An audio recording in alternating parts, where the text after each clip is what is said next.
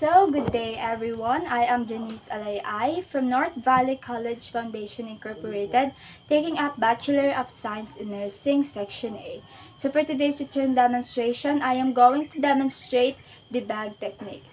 So first, let us define what is a bag technique and why it is important. So bag technique is a tool by which the nurse during her visit will enable her to perform a nursing procedure with ease and deftness. So why it is important? So it is important because it saves time and effort with the end view of rendering effective nursing care to the clients. So before we proceed to the procedure, let me first introduce to you the contents of inside my CHN bag. So inside my CHN bag, I have a paper lining. I have also a extra paper for making waste bag, a plastic and a linen lining. I have also apron, hand towel, soap in a soap dish, thermometer, oral and rectal. I have also 2 pairs of scissors, surgical and bandage, and disposable syringe with needles number 23 and 25, and I have also a hypodermic needles number 19, 22, 23, and 25. I have also a sterile dressing, cotton balls, cord clamp, micropore plaster, tape measure, 1 pair of sterile gloves, alcohol lamp, 2 test tube and test tube holders. I also have a solution of 70% of alcohol, a betadine, a acetic acid, and the ointment. So after introducing all the equipments, now let us proceed to the said procedure. So the first thing that we are going to do is we are going to greet the patient. So, good morning, ma'am. I am Janice Alay-ay, and I will be your community health nurse. So, is it okay with you if I'm going to do a home visiting or home visitation? Thank you so much, ma'am. And then, the first thing that we are going to do is we are going to place the bag on a flat surface lined with a linen lining. So we're going to open the bag and get the plastic lining.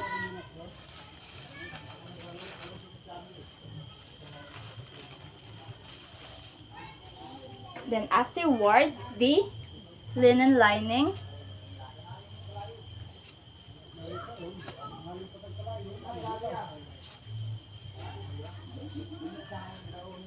And then let's close the bag and put it on the side of the linen lining. So the linen lining serves as the protection for the bag as long as the contents inside the bag. So the next thing that we are going to do is I am going to take out the soap as long as the soap dish and the washcloth. So let's open the bag and get the washcloth, put it on the side of the linen lining, then close the bag. And then the next thing that we're going to do is we're going to ask the patient if they have the available washing area where you can able to perform the hand washing. So, ma'am, do you have available washing area where I can be able to perform a hand washing? Okay, thank you so much. So hand washing help us to prevent the spread of the microorganisms. So now let us proceed to the hand washing. So it is important to use a running water or a pouring method upon doing the hand washing. So we will be using this, and I'm going to wash my hand.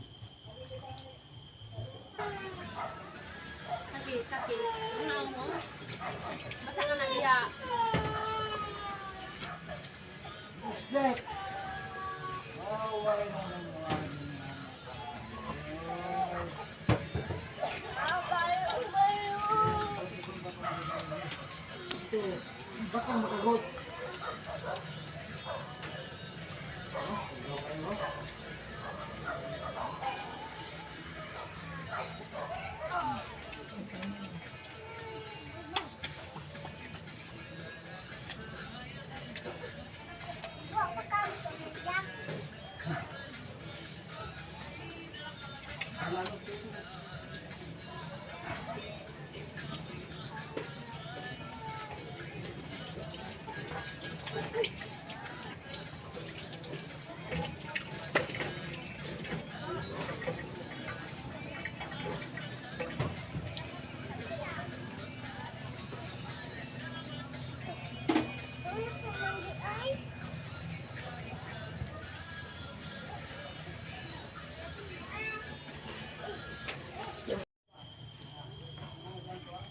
Okay, so I'm done washing my hands. So I'm going to put this used washcloth here.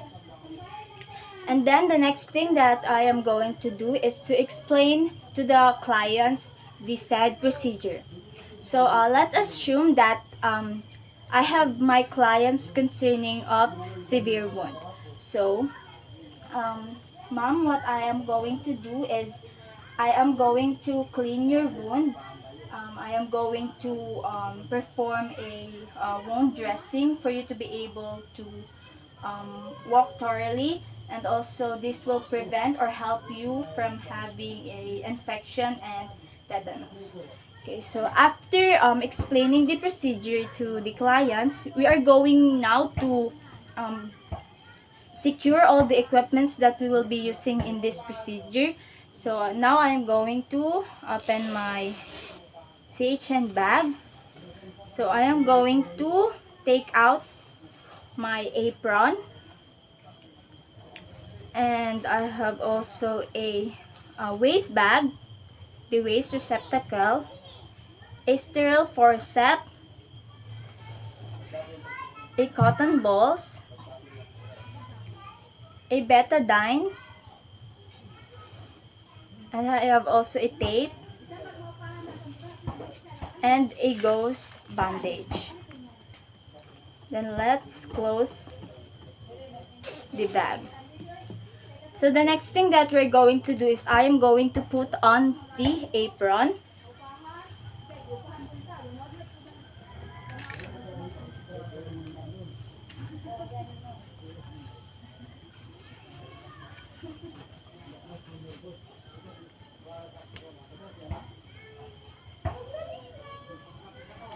And I am going to put the waste receptacle um, outside the sterile linen.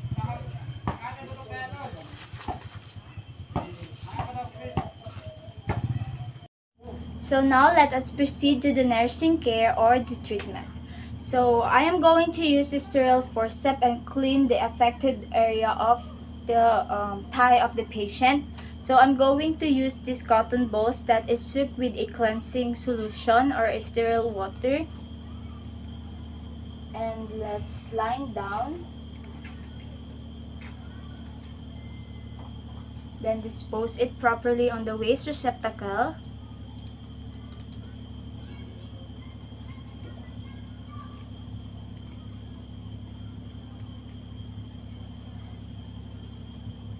Okay, after that, we're going to apply a betadine.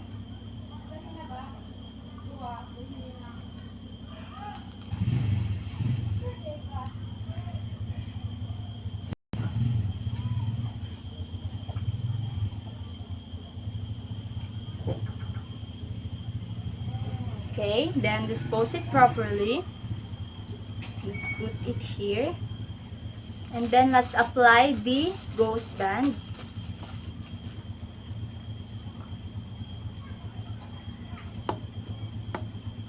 And tape it.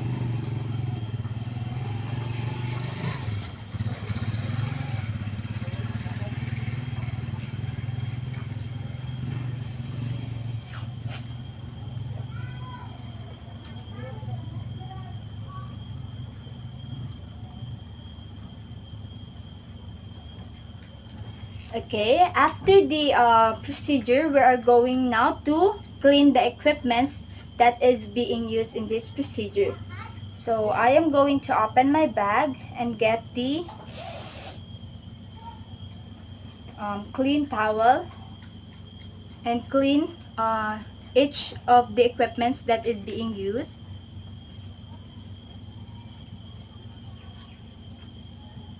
And put it back on the CHN bag.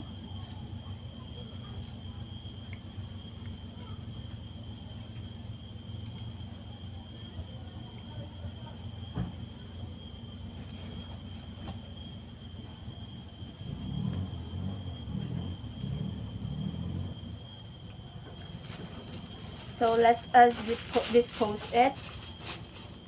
Okay, now I'm going to take out my apron.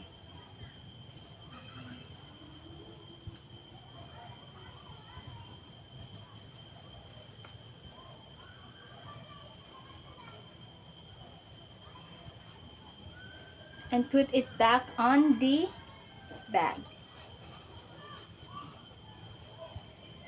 And then ask the client if they have a disposable area where you can able to dispose the waste receptacle.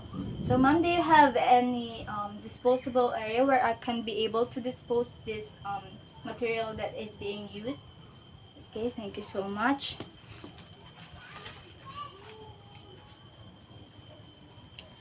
So after securing all the equipments, we're now going to our hand or to perform a hand washing.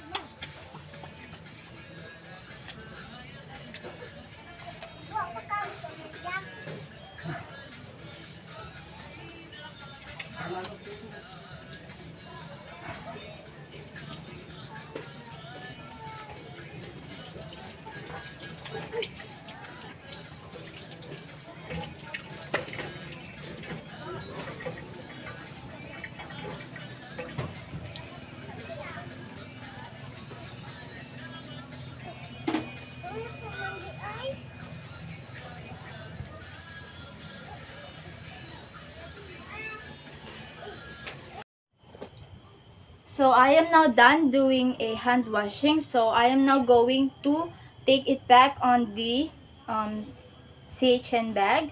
And I'm going to carry it and fold back the linen lining and put back on my CHN bag, as long as the plastic lining.